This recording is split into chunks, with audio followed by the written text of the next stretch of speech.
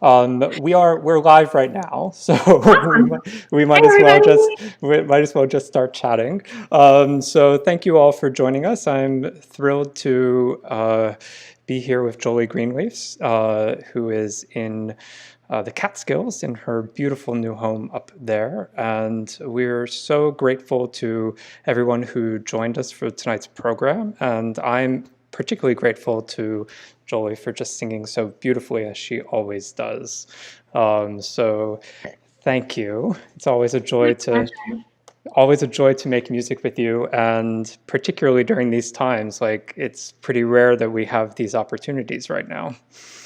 It truly is, and it's always such a pleasure to make music with you too. Oh, you're very sweet. It's nice to see you. You as well. So for those of you who are watching, please don't feel shy about putting questions or comments in the chat. Thank you, Anne Marie. It's very kind.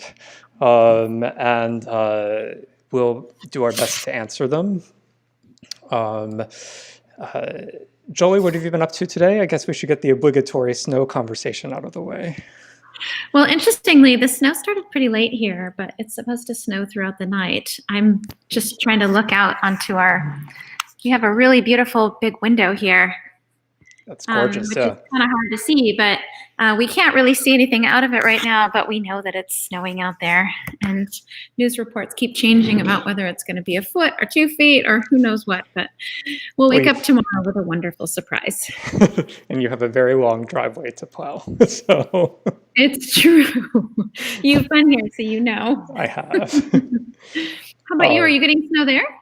It did snow very beautifully earlier this afternoon, but then it warmed up and changed to rain and ice, and it's just kind of just a slushy mess outside. So Gotcha. it's not nearly as beautiful as it once was. Gotcha. But again, for those of you who are joining us, please don't feel shy about putting comments and questions in the box if you have any for either of us. Thank you, Laura. I appreciate that for your comment. I keep looking away because I have another computer here, so I can see what else is happening because I can only see on my computer the screen that we're talking on. Yes. So I'm seeing all these people write lovely things. Thank you. Yes. So Jolie has been producing a series similar to this for her group called Tenet out of New York City. And I wonder if you might just give us a short plug for your programs this week. Absolutely. Yeah. This week well, basically the series itself was put together to help our artists on our roster for the coming year. That, of course, all these concerts that we had booked got canceled, and we wanted to make sure that we found a way to take care of people. And so we reached out and asked people, tell us how we can help most. Like, what are you wanting to sing right now? How are you feeling about making music right now? And so many people stepped forward. We ended up with 23 programs of gorgeous music, from really rare things to more common things within the early music realm. And yeah, we've been airing them once a week from September until now. So this coming week is a program called Bist du bei mir, featuring Emily Marvash, a wonderful contralto mezzo-soprano in Boston, and Tess Wakeham, a gorgeous soprano out of Boston. And then we have just 2 more programs left for the rest of the year, and one of them will be Tenet's holiday program, and the other will be a really cool medieval program on New Year's Eve. So yeah. And you've got quite a few wonderful things coming up yourself. Yeah, I mean, we've had a wonderful program too.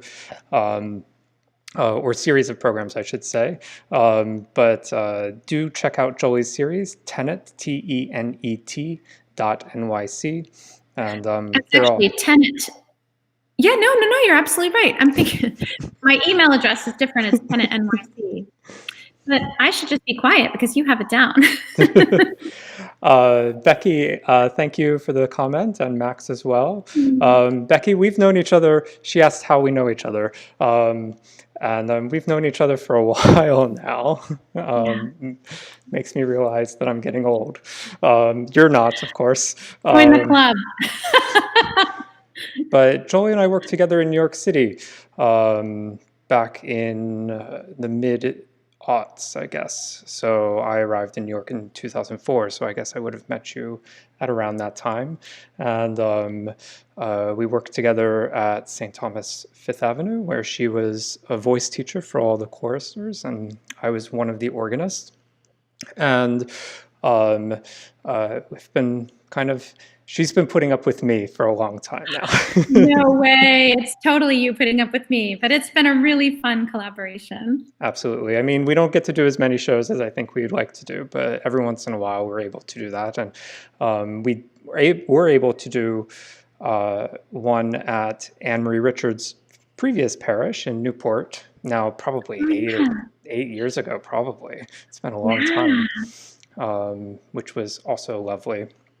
Um, And you came to Venice with us I did, yes. last January. I followed Jolie and her crew to Venice this past winter, which was a real treat. One of my last trips before the world shut down. Mine too. Yeah. Anne Marie's wondering about what it was like to incorporate a world premiere piece along much older works. Do you want to talk about that, Jolie? Absolutely. I mean, it's always such an honor and a pleasure to be able to premiere a work, and to have somebody write something that they know they have your voice in mind and Chris's beautiful musicianship in mind. It really is such an honor. And we've been really lucky over the years to have a few people write works for us. And so, yeah, this was a particularly lovely one. And it was just ideal for the holidays. There's so little music for soprano and organ that's especially dedicated to Christmas. So to have this piece, I think, will be a real gem in the repertoire. Yeah, I mean, from a very practical perspective, I mean, that's one of our goals for the commissioning that we're doing through Emmanuel, is to provide the type of music that we hope will be really serviceable. And one of the challenges in normal times, there are many challenges in COVID times, but one of the challenges in normal times for church musicians often is filling those liturgies, those Sundays, past the big blowout of Christmas, right? Everybody works up for the 9 lessons and carols, which in most parishes happens on Christmas or just before, and then you've got a couple Sundays after Christmas where oftentimes the choir is gone, oftentimes there isn't the same kind of resource in terms of personnel around, because it's been expended and now people are gratefully on their holiday. And so to have repertoire that's particularly suited towards those Sundays, those liturgies when the choir is away, I think is really useful. So hopefully, probably not this year, but hopefully in future years, Dominic's piece will get some really nice play going forward in churches around the country and the world, hopefully. Jolie, your specialty really is the early stuff, which was the Cazzolani and the Baedeker on the program today. I wonder if you might talk about what has drawn you to that music and how the personal connection that you feel to that style. Absolutely. I was drawn to it from an early age. So when I started my undergraduate program, I really kind of fell in love with the repertoire. And it seemed like a really natural fit for me. So I've been really hanging on tight to that for a really long time. And the nuns' music in particular is something that I feel is just so underrepresented, but it's such fantastic music. The Cozzolani, Maria Christi, Chiara Maria Cozzolani, I can't talk. She's such a special person. She was quite prolific in her time. She wrote really wonderful virtuosic music, and she did it all from within convent walls when women were not really afforded many freedoms. So I find her particularly wonderful and special for many reasons, but that included that she had a lot of hurdles to overcome. The repertoire just really speaks to me because the sensibility of it just matches and aligns with my own sensibilities musically. There are some real interesting parallels between new music and this broader field of early music, which is quite a long time when you consider medieval, Renaissance, and Baroque music. It's a very long period of history, and so much music was composed during that window that it could easily be broken up into smaller chunks, and people could specialize in those things too. But I feel like there's a real affinity for this idea of more straight tone singing or real clarity of pitch because it's very accessible to the listener to be able to hear kind of all the magical things that are happening within it. But yeah, I mean, I've just always had a love for this repertoire, and specifically the Italian repertoire of this period. As you know, because you came to Venice with us, and of That's course, right. Monteverdi is one of my favorite composers of all time. And there's some amazing Venetian composers throughout that entire early 1600s window. Yeah, so that's kind of what drew me to that, and then. The early German rep is quite astonishingly beautiful. Most people associate Baroque music in Germany with Bach, which, of course, that makes perfect sense. I mean, he's a master. But there are so many wonderful predecessors to his sort of time in the sun. And it was lovely to come across the one that we did. That was a new one for me. But there's so many more. Like Buxtehude, I could spend just days just talking about and singing Buxtehude's music. It's so fantastic, and Schutz and so many others. So this was a nice little gem and perfect for a holiday Christmas program. So yeah, that's a little bit of the background. I wonder if you might just, for you as a performer, like, how, is there a difference in how you approach performing that type of music kind of, and say the newer stuff that we did? Like, obviously there are technical differences, but in terms of like your kind of philosophical approach, like, is there a wall, or do you really see them as linked? Well, in terms of the approach, I feel so much more relaxed in the earlier pieces, and some of that is familiarity, but some of it is also just that there's such a greater distance between that time and now that I feel like it lends itself to more varied interpretations, which I thrive in. I mean, knowing that I can improvise a lot of the ornaments on the spot, and I can choose to do them in the way that I feel in the moment makes sense, it's a really lovely thing. That said, you know, a piece like Nick's piece, Tomorrow Shall Be My Dancing Day, it has so many jazzy, interesting elements like that too. So that has a little bit of that in it. But with Dominic's piece, it's, as a premiere and all, my real goal is to try and do the best that I can to give it a clear reading, and to try and incorporate the things that he wanted, and he was able to express those directly to us. So when someone can say to you, like, this is exactly how I want this to be, that's a very different thing than imagining what a composer 400 years ago was thinking about, or what they might have wanted to hear, and adding your own personal stamp to it. So in a lot of ways, for myself, I look at early music as an opportunity to have greater freedom for the way that I would like to interpret something. And when I think more about modern day composition, I really want to honor and be as true as I can to what the composer's wishes are. Absolutely. I mean, when I'm working with a composer and doing premiere, like, I really think of it as like, it's a heightened curatorship. Like, anytime I'm working with music, like, I'm in that moment the curator for that performance, for that process. And I'm sure you feel that same way. But when we're like blessed with the responsibility of and the opportunity to present someone's work for the first time, it's just truly incredible.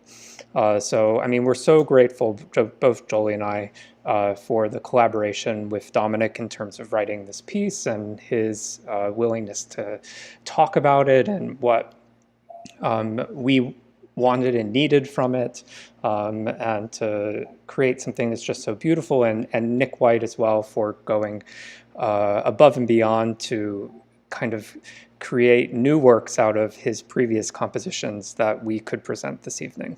So I think this might be a nice way to segue. I spoke with both Nick and Dominic earlier today, so I'll play an interview that I did with them, and then we can come back and chat. Of course, people, if you have, I mean, viewers, not people, if you have comments and questions, please continue to put them in the chat. But I'll just play this now, and then we'll come back. Okay.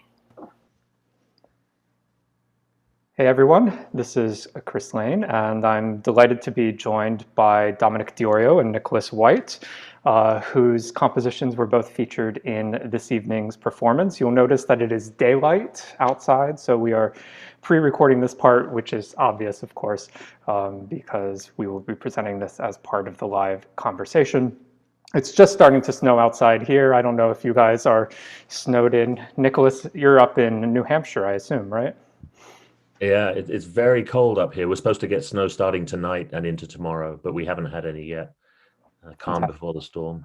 And Dominic is joining us from Bloomington, Indiana. So thank you each for taking a few minutes to just chat about your pieces. And we're so thrilled to be able to present Dominic's newly commissioned and newly composed carol for soprano and organ. And Nick, you have such a body of work in this genre, in this subgenre, and Nick was just so kind to rework a couple of his existing compositions to make an organ and soprano arrangement. So we were really, really happy to share each of those. So let me just begin by saying thank you to each of you, and to be able to share this beautiful music, especially during this COVID time, has been, I think, really rewarding. I mean, for me personally, to have actually just made music with people these past few months, as we've been recording this series, has been incredible. What has COVID been like for each of you in terms of your artistic output? Nick, of course, you're teaching in a boarding school, high school, and Dominic teaching in a university. Nick, what's the last several months now been like for you? Well, it's been very different, predictably. I was thinking just the other day, looking back to the very end of February, when we were just about to go on a 3-week break as a school for the spring break before the final third of the year, as it were. And we were literally poised to get on a plane for London with 50 of our students to do a 10-day choir tour on the Sunday. And then on the Wednesday before, we had a meeting and discussed the situation and came to the unanimous conclusion that we just needed to cancel all international travel at that point. Of course. And, you know, as it results, of course, we made the right decision. And then we were virtual school for the remainder of the year. And then we had the long summer with plenty of time to hone our skills, anticipating at least a portion of distance learning. And we were fortunate in a sense to be able to bring back about 80% of our students Really? Wow. by September 1st. And we had a proper fall term, which would normally run from sort of mid-September through Thanksgiving. We were able to do that, actually getting a slightly earlier start. And my choir rehearsals were, as you can imagine, very small groups, short rehearsals through the middle of the week, Tuesday, Wednesday, Thursday nights in our beautiful chapel. So we do have this wonderful advantage of having a big space. We rehearsed in the antechapel with doors open and lots of air exchange and masks and small groups of 8 to 12 singers, very spread out. And really the main thrust of our fall was recording lessons and carols and getting a video of that done, in addition to some other things. And there were advantages to rehearsing in small groups that I will take with me from this point onwards, and hopefully use some of those better things. But yeah, it's definitely been an unusual term. Is your lessons and carols now presented? Is it up live? It is. It went out on Sunday, and they arranged to show 4. They actually combined it with the Nutcracker, which we have a ballet company here at the school, which is tremendous standard, and they annually do the second act of Nutcracker. So it was rather nice. They did sort of an arts chapel showcase for a couple of hours each day, and I think they've just shown the second version of that, and they'll do two more showings. And I think after that, it will be out for general consumption. Fantastic. Well, But everything worked out well. we'll all look forward to go seeing that. So St. Paul's School, Concord, New Hampshire, one of the most beautiful campuses in the world. I miss it up there, especially during the fall. Dominic, what's COVID been like for you at IU? Yeah, it's been, I guess, a few takeaways. The first is that the choir I direct here, Notice, a new music vocal ensemble, was supposed to travel to New Zealand for the World Choral Symposium in July, which of course did not happen, and that was for that. Maybe the other large thing that happened for me was that I started an additional job in the middle of the pandemic as the new artistic director of the Mendelssohn Chorus of Philadelphia. And I've not been back to Philadelphia in person since since my interview back in January. So it's been a wonderful experiment, as Nicholas already said, about learning to do things virtually, especially as I start a new gig in addition to my work in Indiana. So that's been strange. And perhaps the other thing as a composer as well, of course, is, there's often a fair amount of travel that one does to go and hear performances or to, attend premieres, and all of that subsided, as you might imagine. So the chance to hear a premiere, even virtually tonight with you and Jolle, is just, I forgot what that felt like in many ways. And the sort of warmth and excitement I got listening through to that just made me happy in all of the best ways. So thank you for, not only just presenting other work, but new work as well during this time. It's so important. Well, I think new work is like really important, and as a community, Emmanuel has been faced with like what are we called to do during this time, and we're blessed to have some resources to be able to kind of redirect our programming to adapt to the times, and to be able to present these recitals and support largely local artists, Jolle being the only exception to that, and to be able to support local composers. I mean, Dominic's is just one of 6 commissions that we've done this fall, including 4 from students. So you can go learn about all of those on our website. But yeah, it's a time of recalibration. And also for me, like initially, at least back in the spring, it was a time to like do a lot of practicing. Have you guys been doing lots and lots of composing as a function of having time at home? Yes, it's been one of the strangest composing years for me. I've written a lot of music, and it sits there unperformed. And that doesn't bother me. This was not actually, with the exception of one piece, this was not response to commissions. This was actually just music that I wanted to write. That was what was really beautiful about it. I actually wrote a set of 20 short pieces back in March and called it 2020. Oh. Each of 20 measures long, and gave it some pretentious title like The Tranquility of Order. That's it. and it sits there, waiting for a performance opportunity. So it's rather nice, actually, to have that. I've been setting some poetry of William Blake, and thinking ahead, I'm actually going to be on sabbatical in the spring and writing a big piece for performance in 2022 here at the school in the chapel, based on the writings of T.S. Eliot. Oh, wow. So I've got lots of things sort of bubbling up, but as Dominic said, it has been very strange not to have that usual flow of, oh, great, another new piece getting performed, and that really has felt that has plateaued. But it's been a wonderfully, I love being in isolation. I've enjoyed the sort of monastic side of life. It's lovely to be up here in New Hampshire and to be able to live on the school campus year round. So, and the chapel is literally a 2-minute walk down the path. It's been a very fortunate position for me and my family to be here. And the urge to compose has not left, but the normalcy of what is usually the routine has gone a little Sure, different. Of course. And Dominic, have you gotten gobs of work done? I'm a productive person in general, and I sometimes take that to an extreme. I was on sabbatical from the university back in the second half of 2018, and during that year, I wrote 13 pieces on commission, which was the most I'd ever done. And then I needed a break. I only wrote 2 pieces in 2019. So I was looking forward in 2020 to getting back into a sort of more balanced commissioning and composing schedule. And I had 5 or 6 scheduled for this year, and ultimately only one of them fell through because of the pandemic. But I found, especially some of the deadlines were in May and April, and trying to find the inner reserves as a composer to write music about joy in April of 2020 was much more difficult than I sort of envisioned, right? One of the works was for an organ dedication at a church here in Indianapolis. And of course, I fulfilled the commission and I did it, and I was happy with what I wrote, but it took some time to figure out how to do that, which for me, accessing joy and